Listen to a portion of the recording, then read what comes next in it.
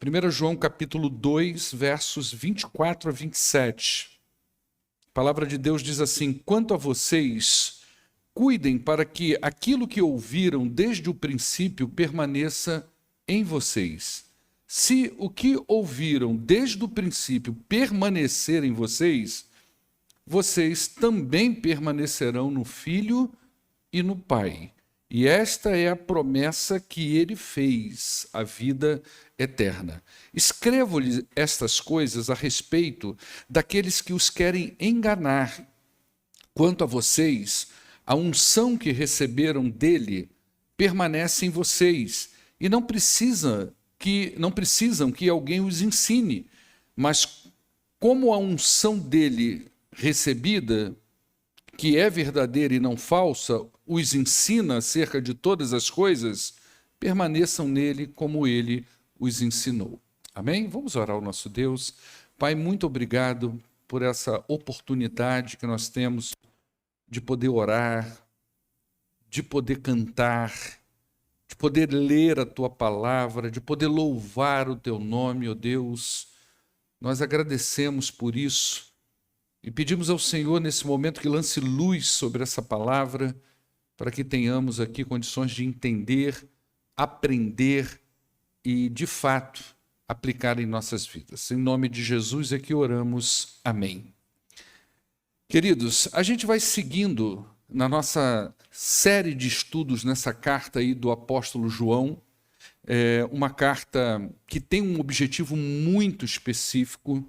João deixa muito claro o objetivo pelo qual ele escreveu, né? Não fica tão claro aqui para nós, como a gente tem visto desde o início, para quem ele escreveu, mas estudiosos que se debruçam nas Escrituras entendem que João escreveu para algumas comunidades cristãs em torno da região de Éfeso, ao qual ele pastoreou.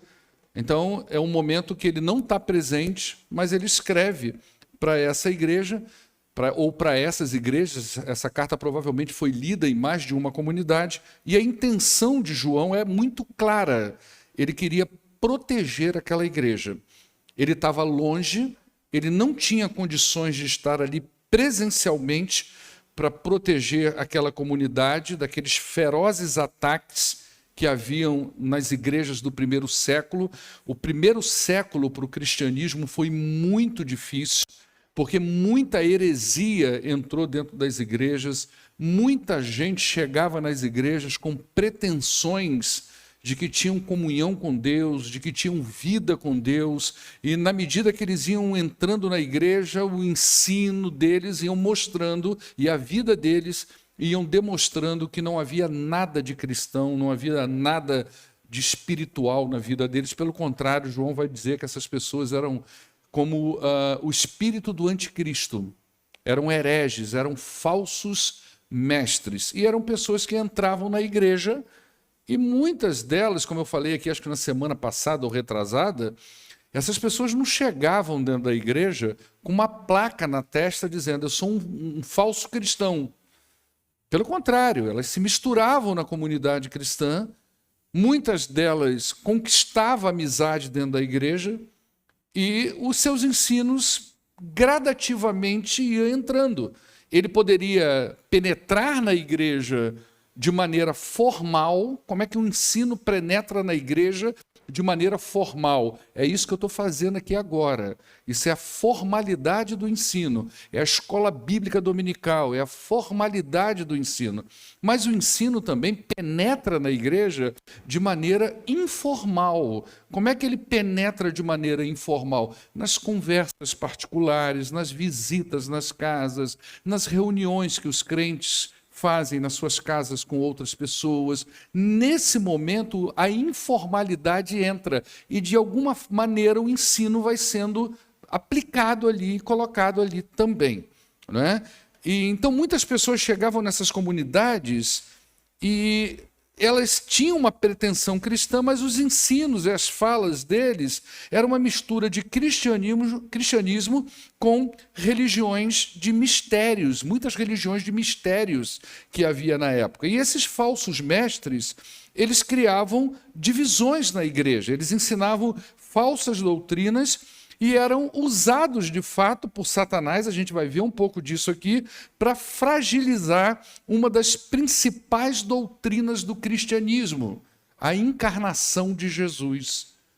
Nós, crentes, nós pregamos que Jesus Cristo, ele é Deus encarnado. Então, aquele menininho que nasceu lá de Maria, que o Claré falou aqui, né? E nós estamos vivendo isso muito no ensaio aqui de coral, porque a gente está ensaiando uma cantata que é o Rei de Amor, né?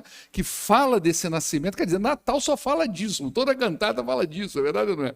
Então a gente estava. Então, aquele menininho e que cresce, que vive na comunidade judaica, é Deus encarnado. É isso que os crentes pregam, é isso que a Bíblia ensina sobre Jesus. Então, essa doutrina, ela era uma das principais atacadas na época de João. As pessoas diziam que Jesus não era Deus encarnado. Então, João, para proteger a sua igreja, como um pastor preocupado com a sua comunidade, ele escreve essa carta para dar condições para a igreja, para os crentes, para aqueles fiéis dentro da igreja, que eles tivessem condições de avaliar quando o ensino é verdadeiro e quando ele não é, quando o sujeito que chega naquela comunidade de fato é um crente ou não, por mais que ele seja gente boa, por mais que ele tenha uma conversa legal, por mais que ele fale bem, por mais que ele ensine bem, por mais que ele cante bem, precisa avaliar quem é essa pessoa. Então, João escreve essa carta na intenção de dar a eles essas condições. E ele fornece aos seus leitores algumas provas de avaliação. A primeira delas é a prova da obediência, a prova moral, a gente já falou sobre ela, né? O tanto que essa pessoa, de fato, obedece à lei de Deus. Não só alguns pedaços da lei, mas o quanto que a Bíblia é aplicada na vida e no dia a dia. Depois a gente falou da prova social, que é uma outra prova que ele dá, ou a prova do amor, ou seja, esse sujeito foi transformado, as relações dele interpessoais, seja dentro da igreja ou fora da igreja, transmite essa ideia de que existe nele um amor que é divino, que é espiritual, né? Ele tem isso na vida dele. E a terceira prova, que é a que a gente está debulhando aqui, é a prova da fé, ou a prova doutrinária. O que essa pessoa de fato sabe sobre Jesus Cristo? Quem ela afirma que Jesus é? E isso é muito presente, porque a despeito de você testificar que Jesus é Deus, você pode viver como se ele não fosse Deus para você. A despeito de muita gente hoje, no século XXI, num Brasil cristão, afirmar, não, Deus existe, Jesus é o Filho de Deus, a relação que essa pessoa tem com Cristo pode não autenticar, de fato, a fala dele e a crença dele. Tá? Então, nós estamos trabalhando essa terceira prova, a prova doutrinária, e João diz, como a gente viu na semana passada, que foi a primeira parte dessa prova, é que nos últimos dias, como que ele vai chamar de última hora, ou seja, nós estamos vivendo o último período da história da redenção, não tem mais nada o que precisa acontecer, Jesus já veio, Jesus já morreu na cruz do Calvário, Jesus já ressuscitou, ele já está sentado à glória do Pai, então o que resta agora é a consumação. O que está faltando agora é Jesus voltar e levar a sua igreja.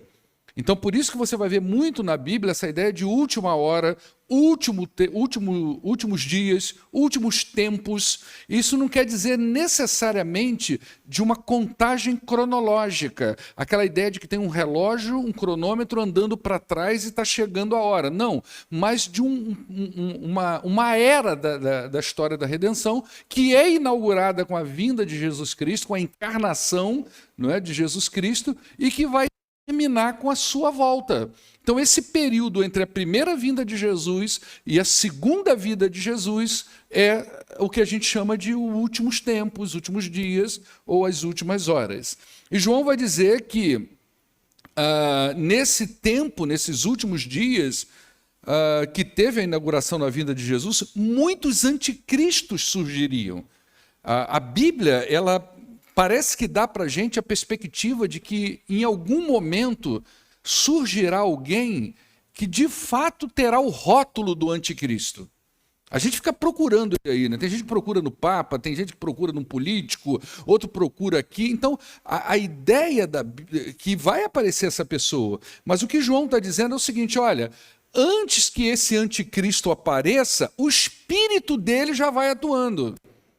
Então ele vai dizer que muitos anticristos surgiriam, ou seja, pessoas que agiriam com um espírito parecido, contrário a Cristo. Não é? Que seus ensinos, sua presença, suas falas não testificam da fé cristã. Parece, mas não é. Não é? É igual o Denorex, lembra do Denorex? O Denorex era um creme de cabelo que todo mundo usava na década de 80, né? As mulheres que usavam isso, né? E o Denorex tinha essa propaganda, parece, mas não é, né?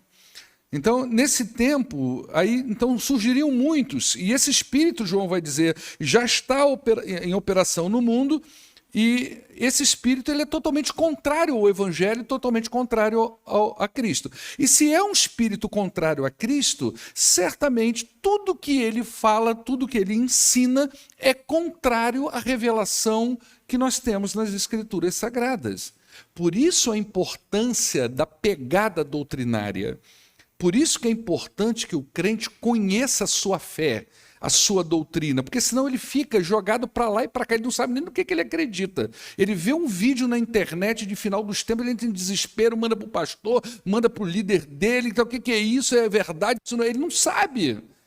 Por que ele não sabe? Ele não sabe porque ele não conhece a fundo a sua doutrina, aquilo que ele realmente vive ali, a proposta da sua fé cristã, não é? Então, a igreja precisa ter esse cuidado. Qualquer pessoa que aparecesse lá e aqui deveria ter seus ensinos testados à luz dessas três provas. E o ensino do anticristo ele é um ensino antidoutrinário, ele é um ensino antifé, ele é um ensino divisionista, ele divide as pessoas, ele divide a igreja. Ele vem para lançar dúvidas sobre aquilo que está sendo construído, firmado, alicerçado. Então, o conceito que eles tinham de Jesus precisava ser muito claro. A fé doutrinária precisava ter muita clareza, porque no caso deles, o problema girava muito em torno dessa relação da encarnação de Jesus. Mas hoje não é diferente no nosso meio. Nós temos muitas coisas que são pregadas, tanto nas igrejas, na internet, todo canto que você vai, que não corresponde de fato à realidade bíblica. Eu já ouvi, irmão, sentado no banco de uma igreja batista, não é? Coisas absurdas, tipo, o Espírito desceu, isso eu ouvi, tá, irmãos? E teve relação com Maria e nasceu Jesus. Os ossos de Jesus foi quebrado na cruz. Todas essas coisas vão entrando dentro da igreja e o crente vai ficando confuso. Não é? Ele não sabe muito bem no que ele crê, no que ele acredita. Então, para algumas pessoas, lá na época de João, qual que era a pegada deles, a heresia deles? Eles ensinavam o seguinte: olha, gente, é o seguinte, esse Jesus que João ensinou para vocês, ele de fato é o Messias do Antigo Testamento. Olha como não tem diferença nenhuma. Imagina você ouvindo isso. Jesus é o Messias do Antigo Testamento. Bacana. Ele fez obras incríveis, está muito parecido com a gente. Não tem. Só que ele não era Deus. O que aconteceu com ele foi o seguinte: houve uma manifestação divina sobre ele para a execução do ministério aqui na terra, desse grande homem iluminado, mas quando ele foi para a cruz, Deus saiu dele e lá ficou o homem Jesus, ele morreu. Jesus, o que tinha de divino nele era só uma emanação. Aí você pergunta: pastor, alguém prega isso? Prega. Abre uma Bíblia do Testemunho de Jeová para você ver. O Deus, o Jesus lá, não passa de um homem, um profeta muito iluminado, como o muçulmano entende que o Maomé é. E a visão que o muçulmano tem de Jesus Cristo é que Jesus foi um grande profeta, um grande homem de Deus. Então não se nega esses aspectos, vamos dizer assim, do homem Jesus, como um homem muito sábio, muito espiritual e muito divino, como foi Gandhi, que eles dizem que foi, e tantos outros homens da história, Madre Teresa de Calcutá, mulher, Não é? Então Jesus está no mesmo pé dessa turma e não é Deus de fato. E nós não pregamos isso, nós pregamos que Jesus de fato, ele é Deus encarnado. Não é? Então a divindade de Jesus estava sendo tirada dele. Por isso é um ensino anticristo, porque ele é contrário ao próprio ensino dos apóstolos sobre a divindade de Jesus. É um ensino falso e é um ensino que vai direto na centralidade da fé cristã. E esse ensino atinge não somente a pessoa de Cristo, mas é uma negação do próprio Deus. Olha o verso 22, o que diz? João vai dizer aí no verso 22. Quem é o mentiroso, disse ele. Olha só, quem é o mentiroso? Senão aquele que nega que Jesus é o Cristo. A palavra Cristo não é o sobrenome de Jesus. É aquele que recebeu a unção do Espírito, aquele que recebeu a unção divina. Quem é o mentiroso, senão esse que nega? Este é o anticristo, aquele que nega o Pai e nega o Filho. Veja bem que não é só a pessoa do Filho. Se você mexe com o Filho, com a ideia da divindade de Jesus, se você nega qualquer aspecto divino em Jesus, você está de fato negando alguma coisa sobre Deus. Por que isso? Porque você não tem como chegar a Deus se não for mediado por Jesus Cristo, que é Deus. Não é? Então ele vai dizer, todo aquele que nega o Filho também nega o Pai, no verso 23. Quem confessa publicamente o Filho, esse também confessa o Pai. É claro que confissão aqui não é falar, é uma vida pautada naquela fé, naquela crença, naquela verdade doutrinária. Então isso mostra para nós que qualquer tentativa de comunhão com Deus fora de Cristo é impossível. Porque o cristianismo bíblico, ele professa que o único mediador entre Deus e os homens é Jesus. E é esse Jesus que é 100% homem e 100% Deus. Pastor, como é que é isso? Eu não sei. Isso é um dos grandes mistérios da fé cristã. Assim como a Trindade é um dos grandes mistérios, a humanidade de Jesus e a divindade de Jesus é outro grande mistério para nós. Então, o que João vai fazer agora, aí nos versos 24 a 27, que a gente vai passar muito rapidamente por eles, é dizer aos seus leitores que o crente salvo, aqueles fiéis lá da igreja que ele escreveu, e não é diferente para nós hoje, essas pessoas, elas poderiam se proteger de duas formas. Haveria duas proteções para o crente para lidar com esses falsos ensinos, né? Primeira proteção seria pelo conhecimento da palavra, por isso que é prova doutrinária. Então o salvo teria realmente essa segurança no conhecimento da palavra e também na unção do Espírito. Então são dois fatores protetivos que o crente tem. Agora veja bem, gente, é uma fusão que João vai ensinar aqui para a gente, que é importantíssima para a nossa fé. Não é só a palavra e não é só o Espírito. É uma fusão.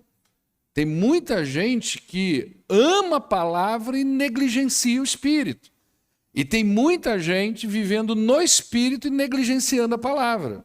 E João vai falar que a proteção do crente não está uma coisa isolada e nem na outra, mas é na fusão dessas duas coisas atuando na vida do crente. Então, no verso de número 24, ele vai dizer, quanto a vocês, cuidem para que aquilo que vocês ouviram desde o princípio permaneça em vocês. Se o que vocês ouviram desde o princípio permanecer em vocês, vocês então permanecerão no Filho e permanecerão no Pai.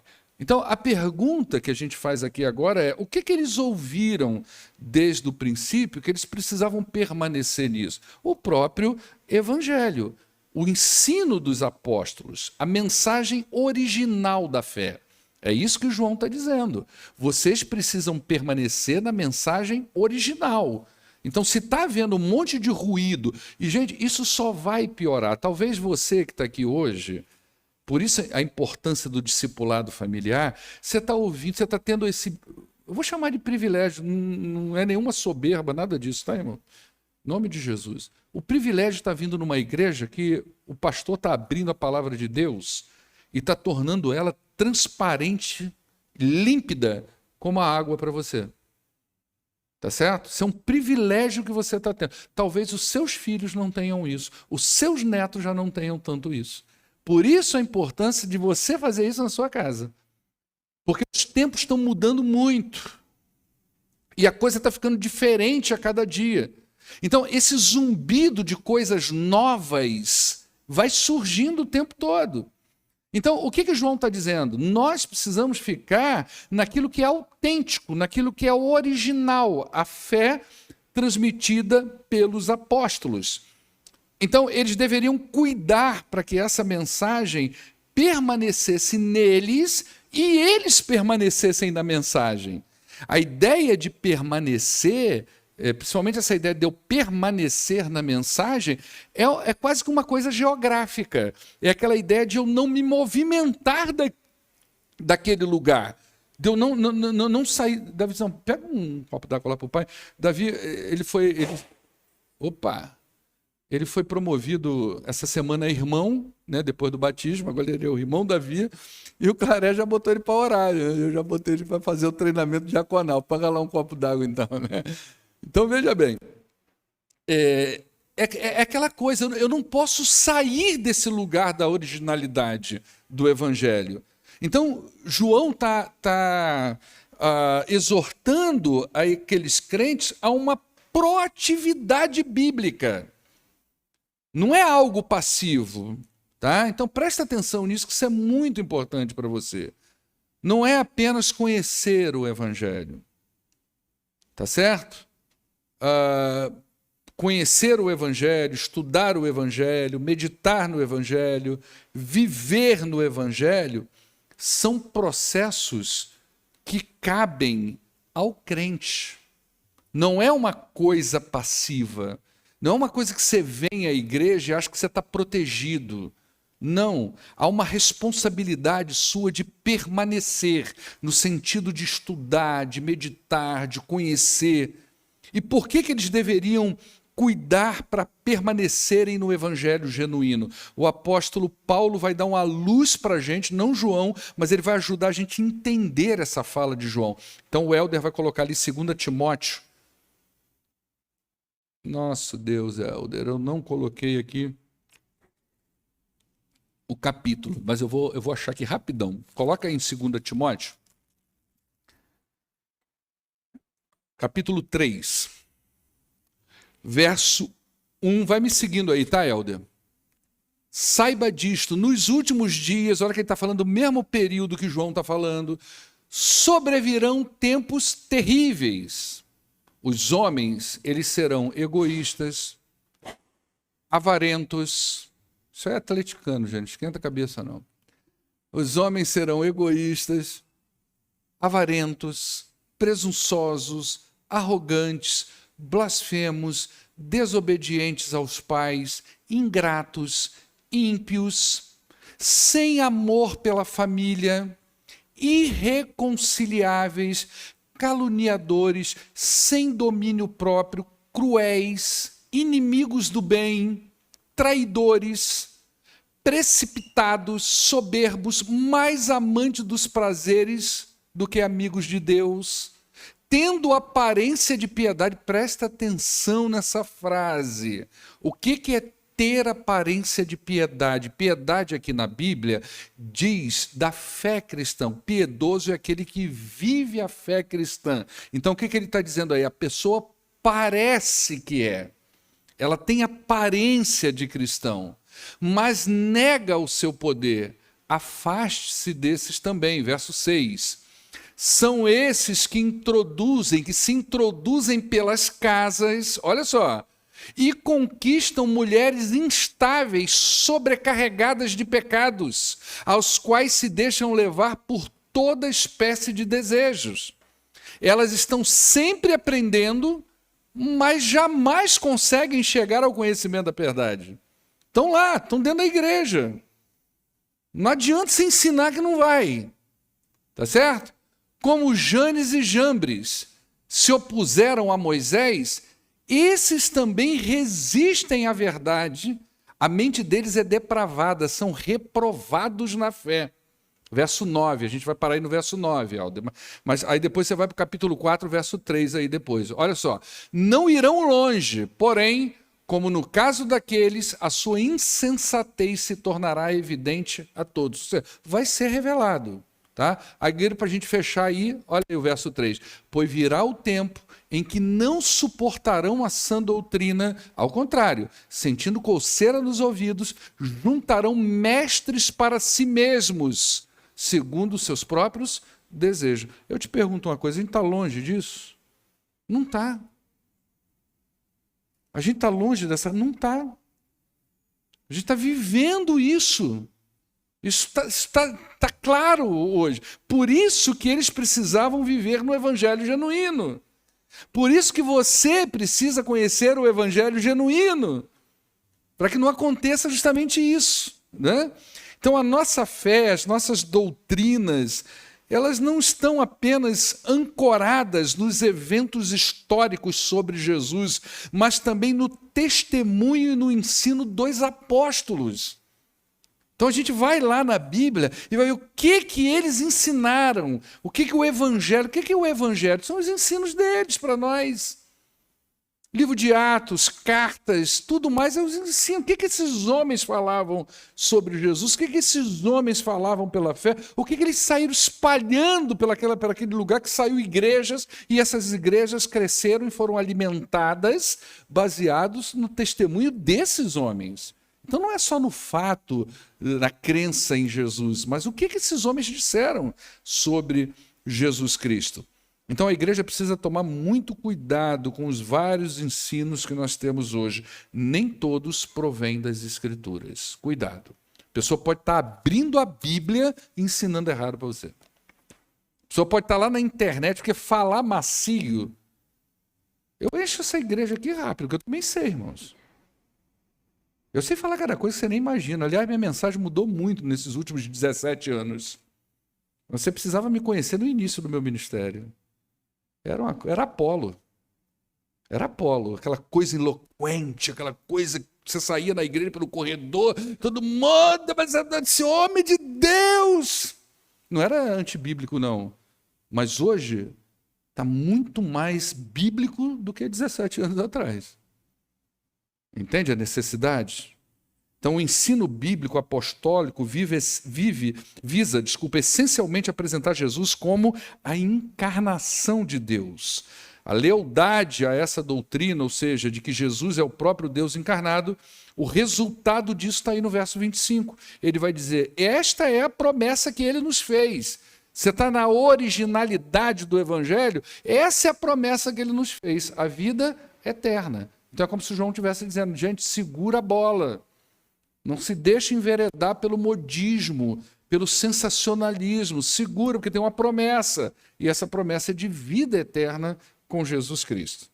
E mais uma vez eu quero dizer aqui, como que João, ele está escrevendo aqui como um pastor que quer encorajar as suas ovelhas, proteger as suas ovelhas. É terrível quando nós, pastores, a gente vê ovelhas se embebedando em ensinos que são duvidosos.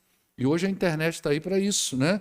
Ensinos que vão afastar essa pessoa da fé apostólica, ensinos que visam prepará-las mais para a vida na terra do que no céu. Então a pessoa vem aqui na igreja, não é? Mas ela está lá na internet procurando um monte disso e daquilo, e promessa e disso e daquilo, coisas que afagam o ego dela, né? Ensinos que tiram a centralidade de Jesus e coloca no homem. Então a gente precisa ter cuidado com falsos ensinos, porque eles estão presentes nos círculos evangélicos também. Por isso que João vai dizer aí no verso 26, olha aí, ó, escrevo-lhes essas coisas a respeito daqueles que vos querem enganar. Essa é a intenção do falso ensino, enganar, não é? Então a intenção não é levar o crescimento, não é levar a verdade, a intenção é enganar. E só vai enganar a quem não cuida em permanecer no Evangelho, no ensino das Escrituras. Então esses falsos mestres, no geral, eles têm como presas fáceis crentes imaturos. Pessoas que, a despeito de estarem no hall de membros da igreja, de estarem há tanto tempo no meio do povo de Deus, é como se necessitassem constantemente de gotas de leites espirituais, porque estão sempre no beabá da fé cristã. Essas pessoas são presas fáceis de enganadores como esse, né? Então, a intenção do espírito do anticristo é enganar. Por quê? O diabo, ele é enganador, ele é mentiroso. Então, qualquer ensino que seja capaz de desviar uma pessoa da fé bíblica, nós podemos até considerar não só como nocivo, mas como diabólico. Porque o mentiroso, o enganador, o espírito, o dono desse espírito, vamos dizer assim, é o próprio Satanás, né? Então, a primeira proteção do crente é a sua permanência na fé apostólica, bíblica. A doutrina cristã deve ser verdadeira e deve estar clara para o cristão. Por isso é importante você crescer nesse sentido. Caso contrário, ele vai sucumbir ao modismo espiritual e vai se distanciar da verdade. Aí você vê crentes que às vezes está aqui e de repente some. Aí quando você vê, está se alimentando disso, daquilo outro, e de repente volta porque aquilo não deu resultado nenhum. Né? Então, a gente tem que tomar muito cuidado com isso. A segunda proteção, a gente já caminhando para o final aí, está no verso. A primeira proteção é a palavra de Deus, a segunda ele vai dizer aí, quanto a vocês quem? Os crentes, os salvos em Cristo Jesus, aqueles cujo coração de fato estão na verdade apostólica, ele vai dizer, quanto a vocês, a unção que vocês receberam dele, de Jesus, permanece em vocês. E vocês não precisam que alguém os ensine. Mas como a unção dele recebida, que é verdadeira e não falsa, os ensina a respeito de todas as coisas, permaneçam nele como ele os ensinou. Não é? Então, a segunda proteção é a unção que o crente recebeu. E a ideia aqui é que o salvo recebeu o Espírito Santo e está selado com ele. E se ele recebeu o Espírito Santo, o próprio Espírito lança luz sobre o crente e o ensina sobre o que é verdadeiro e sobre o que é falso. Sabe o que a gente chama isso? Discernimento. Discernimento é para os maduros na fé. É aquele que é capaz de discernir entre o bem e o mal. Ele tem uma visão daquilo ali, não é? Não precisa você ficar ali o tempo todo ensinando ele aquilo. Não precisa o tempo todo você ficar alertando ele. Ele tem maturidade espiritual para lidar com determinadas questões, não é? Isso não exclui, essa ideia do Espírito ensinar, não exclui a necessidade de mestres. Tem muita gente que pega essa passagem achando que o texto está dizendo que ele não necessita nem mesmo de uma igreja, porque o Espírito ensina ele diretamente. Isso é um engano perigoso, não é isso que João está dizendo aqui.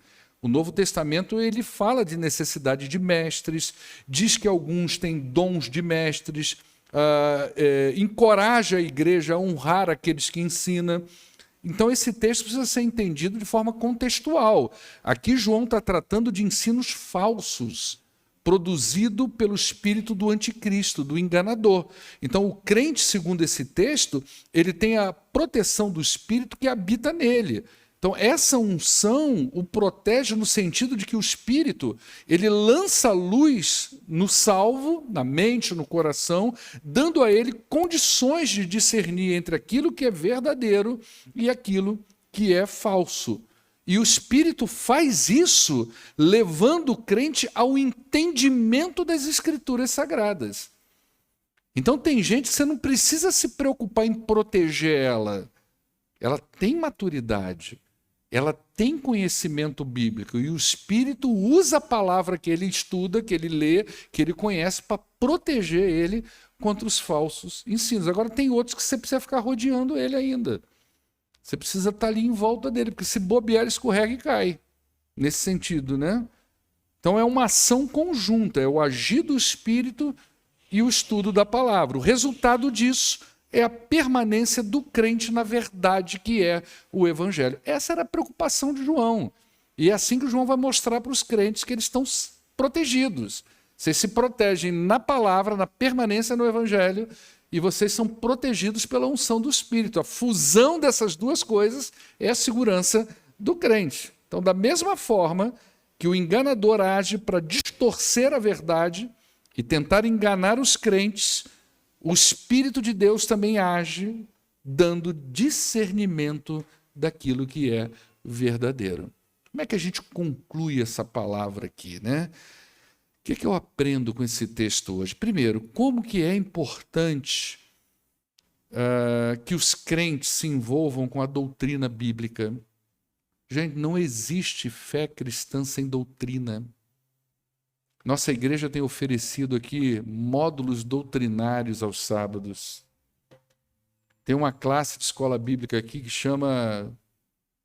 Como é que é o nome da tua classe lá, Antônio? Olha só, doutrinas bíblicas fundamentais. Isso é fundamental na sua vida.